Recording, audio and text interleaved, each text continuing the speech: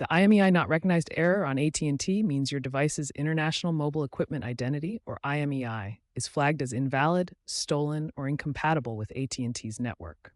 This prevents activation and full service.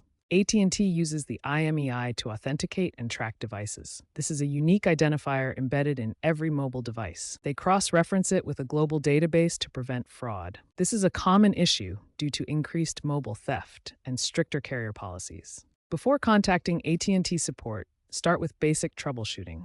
First, restart your device. This simple step can resolve temporary software glitches that trigger the IMEI not recognized error. Next, ensure your device's software is fully up to date. Check for and install the latest operating system updates. Outdated firmware or software can lead to IMEI recognition problems, as seen in past iOS update issues on AT&T. If the previous steps don't work, try a factory reset. This will clear all data and settings, potentially fixing deep software issues. However, back up your important data first to prevent losing photos, contacts, or files. Finally, if you use an eSIM, verify that your IMEI is correctly paired with your digital SIM.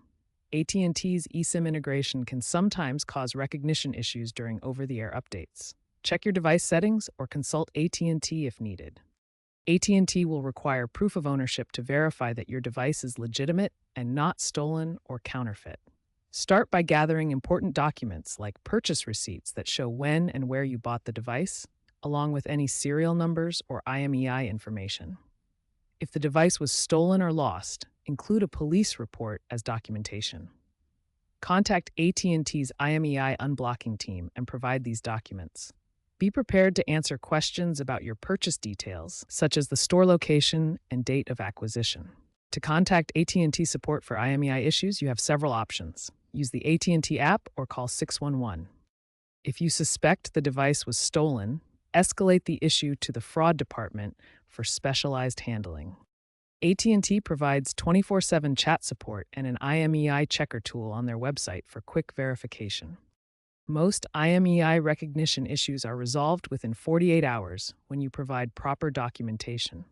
When speaking with support representatives, clearly explain the troubleshooting steps you've already attempted to help them assist you more effectively.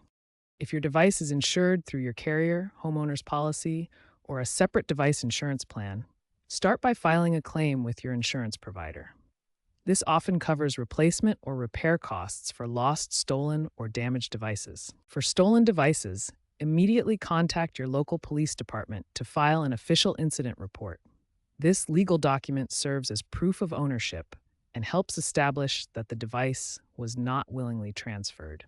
Providing this police report to AT&T support can significantly expedite the IMEI unblocking process.